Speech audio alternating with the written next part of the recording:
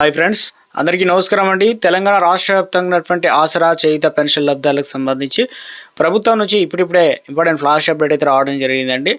So ఈ నెల మనకు పెన్షన్లు అనేది రిలీజ్ చేస్తూ ఉన్నారు కదా. అయితే ఈ తరుణంలో మరొక కీలక అప్డేట్ అయితే రావడం జరిగింది. కొత్త పెన్షన్లు ఎప్పటి నుంచి అందించబోతున్నారు, దాంతోపాటు పెంపు ఉండబోతుందా లేదా, ఇక తెలంగాణ రాష్ట్ర వ్యాప్తంగా టాప్ 5 ముఖ్య అంశాలు అప్డేట్స్ ఏదైతే ఉన్నాయో ఆ వివరాలు తెలుసుకుందామండి. ఈరోజు తేదీ చూసుకున్నట్లయితే నవంబర్ 29వ తారీఖు అండి.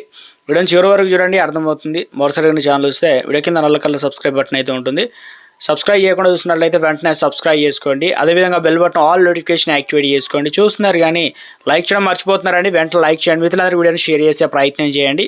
మొట్టమొదటి అప్డేట్ వచ్చేసి ముఖ్యంగా ఆధార్ కార్డు ఎవరికైతే ఉందో వారికి ఒక లేటెస్ట్ అప్డేట్ అయితే ఇవ్వడం జరిగిందండి. సో ఏం చెప్తున్నారు ఏంటని చూసుకున్నట్లయితే ముఖ్యంగా ఆధార్ కార్డు దారులందరికీ కూడా సిద్ధమైందన్నమాట. ఆధార్ జారీ సంస్థ unique identification authority of India కావచ్చు, యుఐడిఐ మరో కొత్త ఫీచర్ అనేది అందుబాటులోకి అయితే ఉందన్నమాట. ఇందులో వచ్చేసి ఆధార్ ఎన్రోల్మెంట్ కేంద్రాన్ని వెళ్ళకుండానే ఇంట్లోనే మనం కూర్చొని మొబైల్ నెంబర్ అప్డేట్ చేసుకునేటువంటి వెసులుబాటు అనేది కల్పిస్తుంది అనమాట. Good news.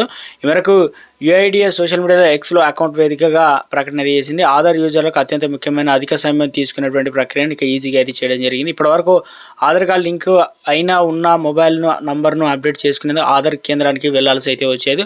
ఎందుకంటే మొబైల్ నెంబర్ ద్వారా గుర్తింపు, ధృవీకరణ కావచ్చు, అథెంటికేషన్ వంటివి ఆధారిత సర్వీసులు అన్నీ కూడా జరుగుతూ ఉన్నాయి కాబట్టి అందుకే మొబైల్ నెంబర్ అనేది కీలకంగా చిన్న పొరపాటు జరిగినా కూడా చాలా చిక్కులు ఎదురవుతున్నాయి కాబట్టి దీంతో ఆధార్ నమోదు కేంద్రాల వద్ద పెద్ద క్యూ లైన్లో కనిపిస్తుంటాయి. దీంతో చాలామంది ముఖ్యంగా సీనియర్ సిటిజన్లకు ఇబ్బంది పడాల్సి వస్తుంది. అలాగే మారుమూల గ్రామీణ ప్రాంతాల్లో కూడా వచ్చిన వారు అప్డేట్ చేసుకోవడం అతిపెద్దగా అంటే ముఖ్యంగా పనిగా చెప్పవచ్చు అనమాట. ఈ సమస్యలన్నింటి పరిష్కారంగా యుఐడి 8 హోమ్ అప్డేట్ సిస్టమ్ని కూడా అభివృద్ధి అనేది చేసింది. ఇందులో OTP verification, Aadhaar verification technology అనేది ఉంటుందన్నమాట. కార్డులు తమ స్మార్ట్ ఫోన్ కెమెరా ద్వారా తమ గుర్తింపు ధృవీకరించవచ్చు. అలాగే మొబైల్ నెంబర్ ఇవన్నీ కూడా ఉంటాయనే విధంగా చెప్తూ ఉన్నారనమాట. ఒక అప్డేట్ అయితే ఇచ్చారు.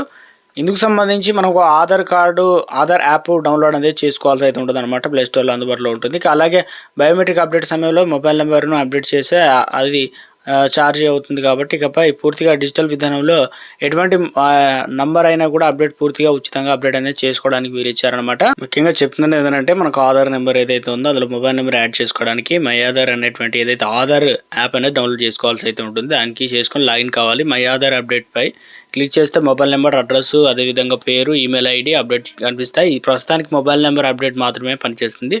75 రూపాయలు చెల్లిస్తే ఇక 5 నిమిషాల్లో రిక్వెస్ట్ అయితే వెళ్తుంది అనమాట. ఒక లేటెస్ట్గా ఇవ్వడం ఇది జరిగింది. సో ఎవరికైతే లింక్ కాలేదో లేదంటే మార్పులు చేర్పులు కావాలన్నవారు తప్పనిసరిగా ఈ ఫీచర్ అనేది వాడుకోవచ్చు. గ్రామ పంచాయతీ ఎలక్షన్ సంబంధించి నామినేషన్లో కావాల్సిన పత్రాలకు సంబంధించి ఒక అప్డేట్ ఇచ్చారనమాట. ఇప్పటికే ఈరోజు లాస్ట్ డేట్ కాబట్టి సో నామినేషన్ పత్రము ఫారం 3(1) ఖర్చుల వివరాలు, ఆస్తుల వివరాలు, బలపరిచే వ్యక్తుల వివరాలు ఇవ్వాలి. తర్వాత నామినేషన్ కావాల్సినటువంటి పత్రాలు కూడా అందులో వచ్చేసి ఓటర్ ఐడి ఉండాలి, Aadhaar card, bank account 0 balance లేదంటే న్యూ అకౌంట్ తీసుకున్నా పర్లేదు, తర్వాత నో డ్యూటీ సర్టిఫికేట్, ఇంటి పన్ను రిసిప్ట్ అయితే ఇవ్వాలి. కుల ధృవీకరణ పత్రం ఎస్సీ, ఎస్టీ, బీసీకి సంబంధించి ఇక 21 సంవత్సరాల వయసు కలిగిన ధృవీకరణ పత్రం ఎస్ఎస్సి కావచ్చు, మేము బోనోఫైడ్, ఓటర్ ఐడి, ఆధార్ కార్డులో ఏది ఉన్నా సరిపోతుంది. గ్రామ పంచాయతీ తుది ఓటర్ లిస్టులో లేటెస్ట్గా ఉన్నటువంటి సంఖ్య జిరాక్స్ అయితే ఇవ్వాలి. తర్వాత అభ్యర్థి ఫోటోలు 2 ఇవ్వాల్సి అయితే ఉంటుంది. బలపరిచే ఎవరైతే క్యాండిడేట్స్ ఉన్నారో వారికి కావాల్సింది ఏంటంటే వారి voter ID, Aadhaar card, new certificate, ఇంటి పన్ను రిసిప్ట్ అయితే ఇవ్వాలి. తర్వాత గ్రామ పంచాయతీ తుది ఓటర్ లిస్టులో ఉన్నటువంటి క్రమ సంఖ్య జిరాక్స్ అయితే ఇక ప్రతిదీ వార్డు సభ్యునికి బలపరిచే ప్రతిపాదనకు పోటీ చేసే వార్డుకు సంబంధించి ఉండాలన్నమాట.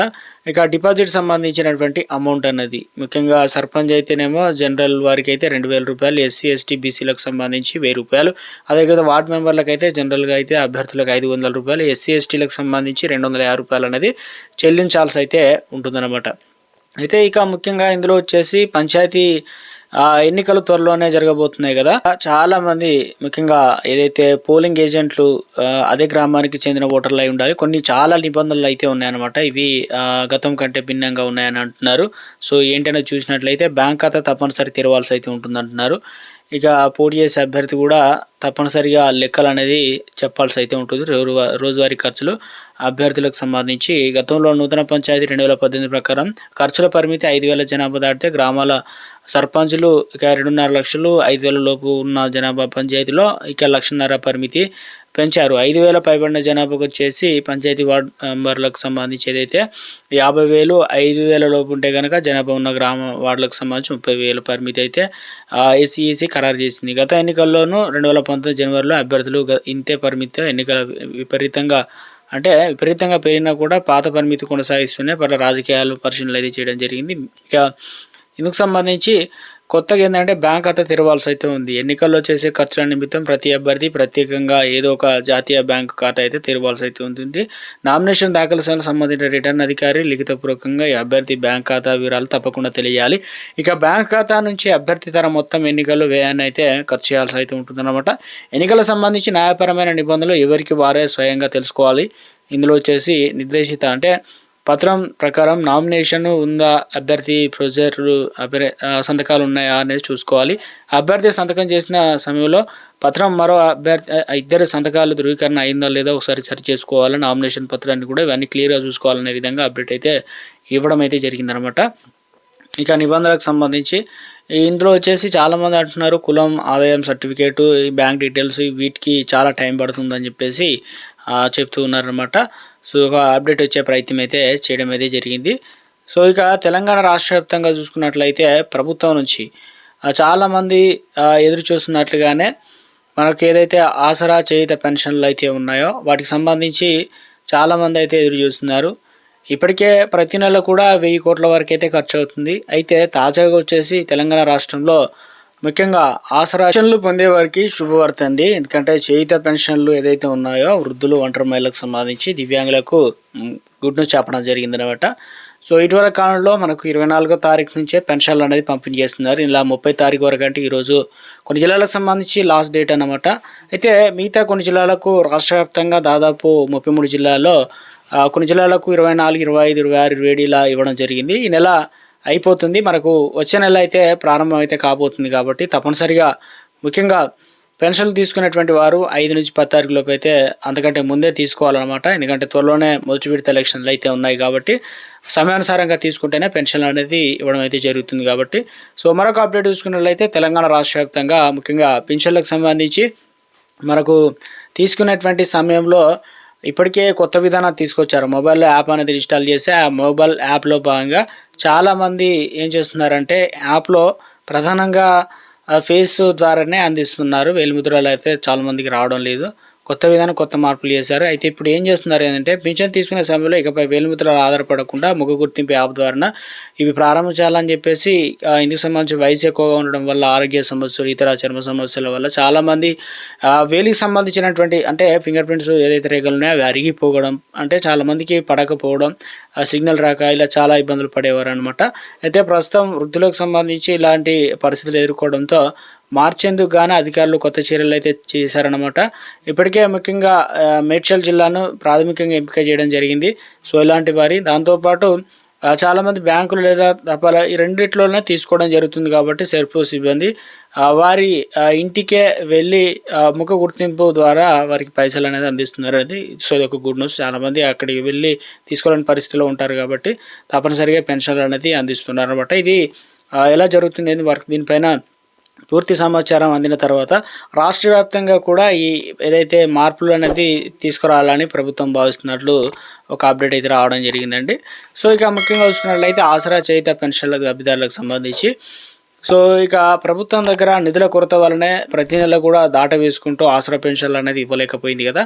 అయితే నవంబర్ 19 తారీఖు నుంచి డిసెంబర్ 9 తారీఖు లోపు తప్పనిసరిగా ఏదైతే ఇందిరా మహిళా శక్తి పథకం పేరుతో మహిళలకు సంబంధించి 2 రకాల కలర్లతో కూడినటువంటి చీరలు మన ఆధార్ కార్డు, ఫోన్ నెంబర్ తీసుకెళ్తే ఆల్రెడీ చీరలు అనేది తీసుకున్న చాలామంది అయితే ఉన్నారు. తీసుకునే ప్రయత్నం చేయండి. అయితే ఇది ప్రధానంగా చూసుకున్నట్లయితే ఇప్పటికే ఆసరా పెన్షన్లో చాలామంది ఉన్నారు, మహిళలు కూడా ఉన్నారు, ఇక మహిళా సంఘాలు కూడా ఉన్నారు కదా. అయితే ఇప్పుడు ప్రస్తుతం ఆసరా పెన్షన్లకు సంబంధించి ఇక ముఖ్యంగా మరొక 6,000 కోట్ల రుణాలు సేకరించేందుకు పైసలు లేవు కాబట్టి తప్పనిసరిగా రాష్ట్ర బడ్జెట్ నిమిత్తం ప్రభుత్వం సంబంధించి అధికారులు బాండ్లను వేలానికి పెట్టి వీటి నుంచి వచ్చేటువంటి ఇక ముఖ్యంగా 5,000 కోట్ల రూపాయలు అనేది సేకరించబోతున్నారు అనమాట. ఇవి చాలా ఇంపార్టెంట్ కాబట్టి ఈ పథకాలకు సంబంధించి ఇటీవల కాలంలో త్వరలోనే, ఎందుకంటే తెలంగాణ రాష్ట్ర వ్యాప్తంగా గ్రామీణ ప్రాంతంలో రైతులు ఉంటారు, ఆసరా పెన్షన్ లబ్ధిదారులు ఉంటారు. ప్రాముఖ్యత ఎక్కువ ఇంపార్టెంట్ కాబట్టి.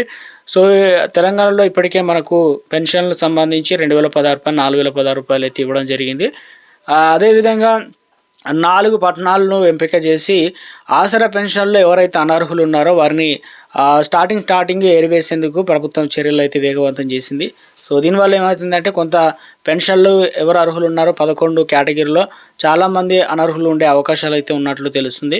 సో, వారికి నోటీసులు ఇవ్వడం ఎలాంటి అంటే స్టాటస్ ఇప్పుడు ఆధార్ కార్డు సంబంధించి ఏదైతే ఉందో నెంబరు మనది ఇప్పుడు ఆసరా పెన్షన్ స్టాటస్‌లో సేమ్ యాజ్ ఇట్ ఈస్‌గా అలాగే ఉండాలి. అది ఒకసారి వెరిఫై చేసుకోండి. దాంతోపాటు మీ పేరు, అడ్రస్సు ఏదైతే ఆసరా పెన్షన్ కార్డులో ఎలా ఉందో ఇవి అనేది ఉండాలి. దానికి బ్యాంక్ అకౌంట్ లింక్ చేసుకోవాలి. అదేవిధంగా బ్యాంక్ అకౌంట్ లేని వారు కూడా లింక్ చేసుకోండి. ఆధార్ కార్డు, ఫోన్ నెంబర్ అనేది లింక్ చేసుకోవాలన్నమాట. సో, ఇలాంటి కొన్ని మేజర్స్‌గా అయితే చూస్తూ ఉంటారనమాట.